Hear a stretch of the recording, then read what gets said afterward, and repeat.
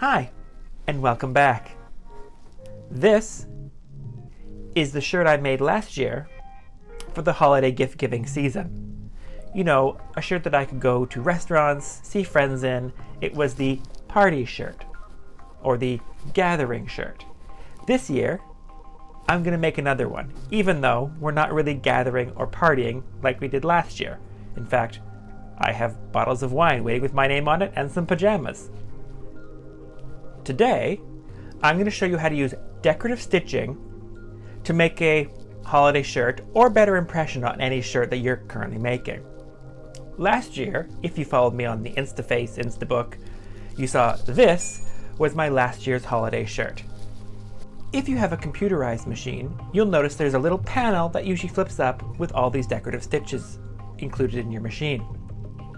And let's be honest, we never use them. I'm going to show you how I use my decorative stitches to give an embroidery look to a shirt for the holiday season. For this shirt, I got some plain black shirting and metallic thread. Now, precursor here, metallic thread is not for beginners. If you do not want to use metallic thread or don't have access to metallic thread, plain regular all-purpose thread will work. Just use a multitude of colors or some variegated thread. Again, this will work for that as well. If you're really looking for that shiny look, you might want to go with silk thread or rayon thread. Both give you the same effect.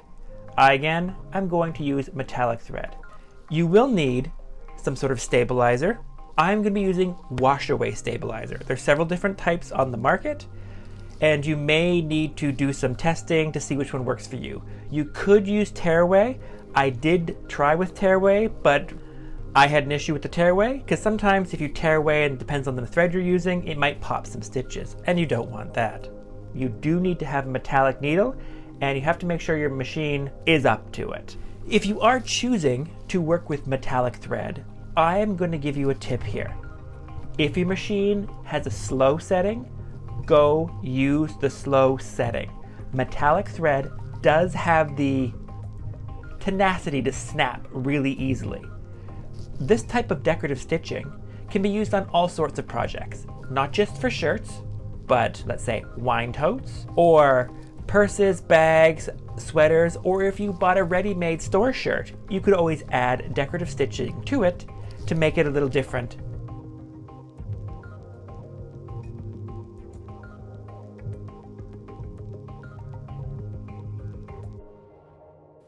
As usual, I'm using my dining room table and pinning my pattern pieces to my fabric. Nothing unusual there.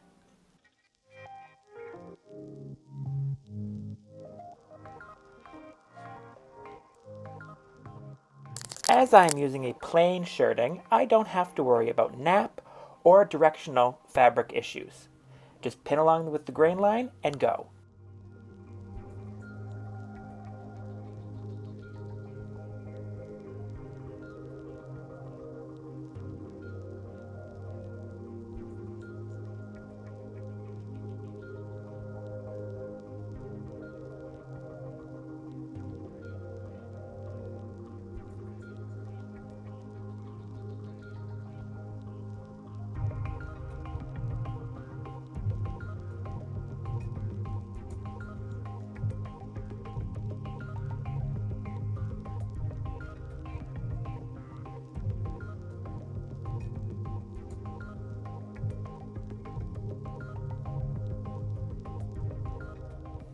You really want to outline where you're going to be sewing. But first, we need to mark some guidelines. First, we have to think about how far down we want the decorative stitching to go and how wide we want the decorative stitching. But first, we also need to mark in some seam allowances.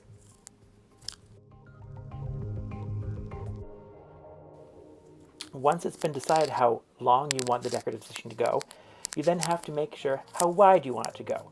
Now, I'm drawing out two possible areas here for my decorative stitching, one wider than the other, just to test things out. And since I'm doing this in chalk, I can always erase it later. Now, I could have gone all the way to the bottom with the decorative stitching, but as you see here, I'm using an embroidery hoop to give myself a curved edge into the center of the shirt. As you can see here, two different curves for which one I liked better. I think I like the wider area better, so I'm just going to fix that on the other side. And remember, you need to make sure that those line up. See, right there, I have them lining up at the bottom. When trying a new activity like this, it's always best to do some tests. I chose different patterns here from my machine, or different stitches from my machine, and just went to town and tried things out. Remember though, also, different metallic threads might have different weights, so try to buy all the same brand so that you can see what happens. Again, if your machine does not have decorative stitching, fret not. You can also just use zigzags, but change the width and length of the zigzag to give each row a different look and or feel. As you see here, metallic needles, and I put that in machine. Also, I'm using all-purpose black thread in the bobbin. I've also changed to my decorative stitch foot, and I have the metallic thread in the top. And here is what some of the tests look like. Once I've done the testing, it's now time to lay the shirt panels onto the stabilizer, and again, you might need to double up. The first line of decorative stitching is the most important. Really, you have to follow that chalk line all the way. This will determine the rest of your decorative stitches.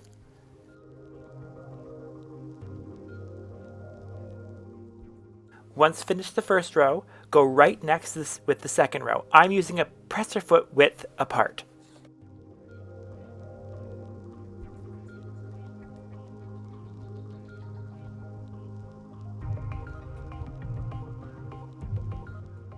And there you go, done to one side, done to the other. Here is what it's going to look like when I get the plackets in theory.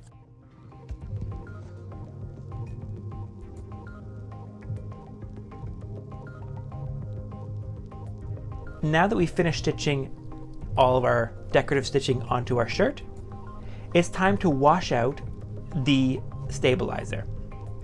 Now, stabilizer itself, the washable kind anyway, is goopy. I will say this again, stabilizer itself is goopy. You're going to want to wash it in a stainless steel sink or in a bucket that you don't mind having to rinse out and scrub out later. I used a little bit of dish soap and some lukewarm water and just swooshed it around there for a good 20 minutes. You really want to get every piece of that stabilizer off the shirt. One, because if you try to iron it, it will gunk up your iron. And two, if you're trying to sew through certain areas, i.e. a placket, with stabilizer and then the stitching on top of it, your machine may not like it.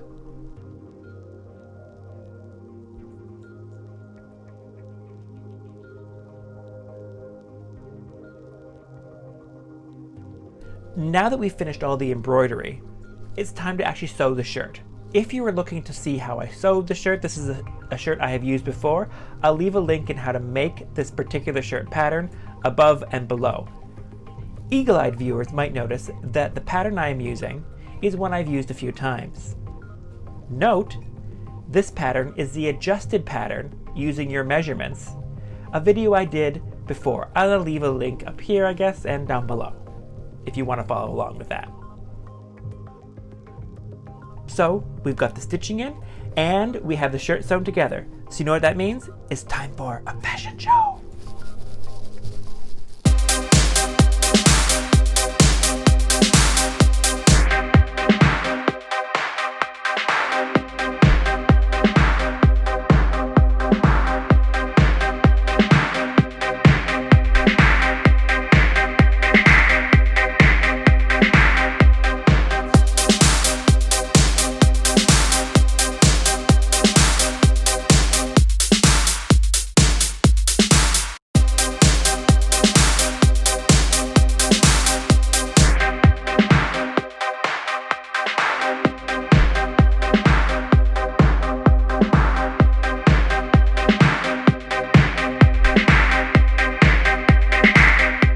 And there we go. One completed shirt using machine decorative stitching, along with water-soluble, water-dissolving stabilizer. I hope it's something that you give a try to. One classy dress shirt ready to go for an evening.